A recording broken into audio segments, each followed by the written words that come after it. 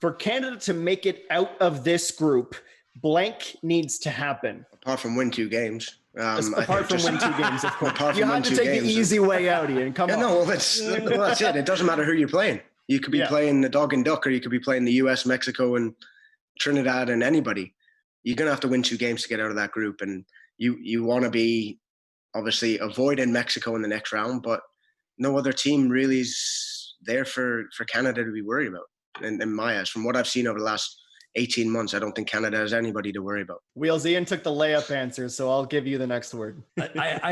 You're teeing me up for a word I shouldn't be probably saying. I want to say no, but what has to happen? I don't know if one word's the answer. Like, Canada just needs to play Canada's game. I think we've seen how this group can play over the past 18 months. You've seen the rise of not only players going from a very good level to a superstar level like Davies and David, but you've also seen players emerge, whether it's in Major League Soccer, whether it's players who are playing across Europe right now who have improved their game. Look, there's a really good mix of experienced players and young players in this squad.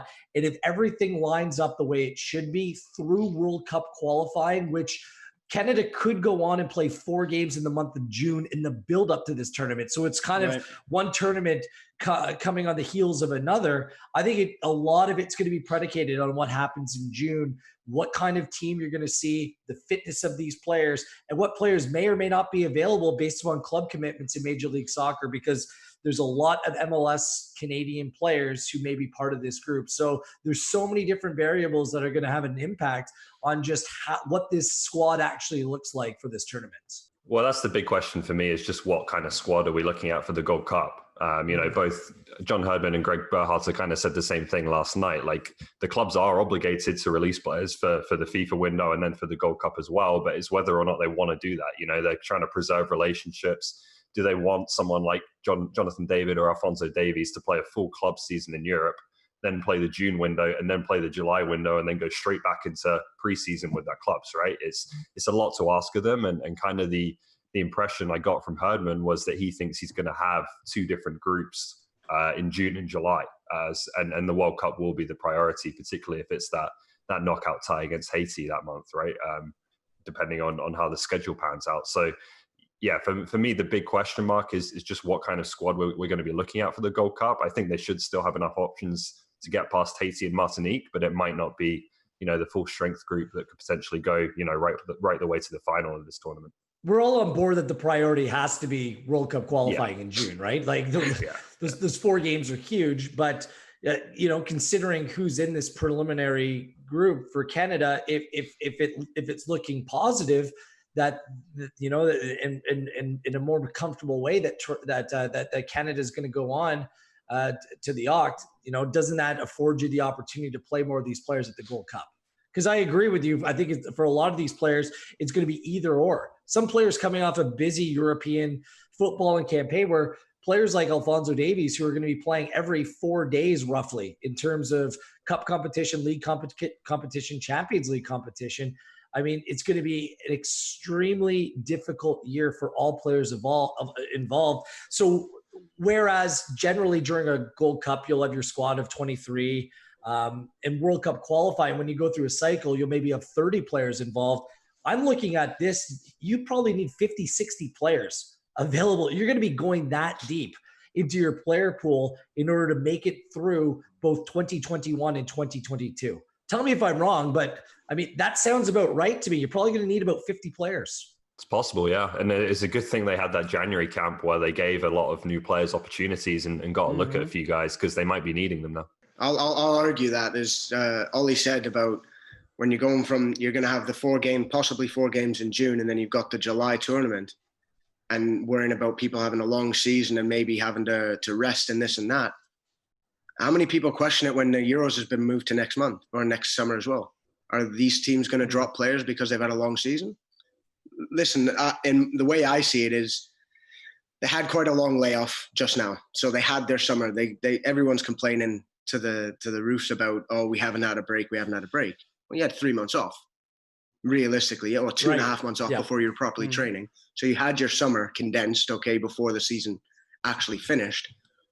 It's gonna be long. But the thing that's changed over the last 10, 15 years is these guys are supreme athletes now. Yeah. And I'll vouch for this. I was not one of those, but the new era and the new generation of players, they're supreme athletes. They have the proper recovery, proper training, proper off season, proper days off. They do everything the right way. To play every 4 or 5 days shouldn't wear them out to the extent where maybe missing one game, then coming back in, changing the squad too much. I think if we do that, I think it's going to, some of the guys, like you're saying about, they got the January camp and they got to see some players, but are they ready to be regulars? Are they Probably ready to not. Step into play against the US? Hume, but like now it's not just a matter of the fitness of the players, it's what their club teams are saying. And a lot of these club teams, you know, keep maintaining these relationships over the longer term is a priority for the national team. And look, just making a rough list of 53 players, 24, 25 of them come from Major League Soccer. I have about 7 coming from the Canadian Premier League. I don't think the Canadian Premier League would turn down the availability of their players to play and represent for this country.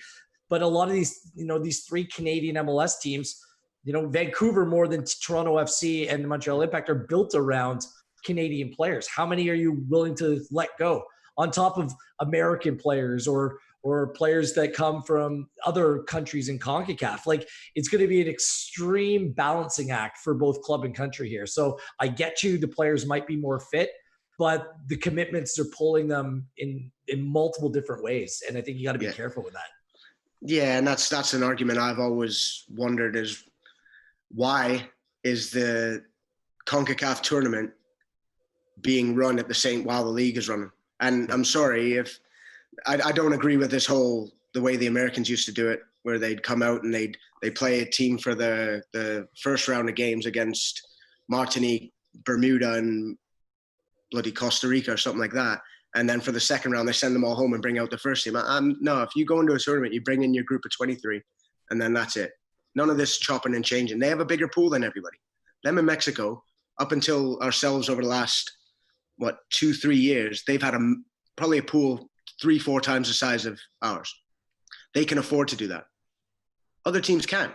Yep. So for me, I think when the tournament's on for that month, I know obviously you can't shut down the league, but there needs to be exceptions of what you can change and when you can change it.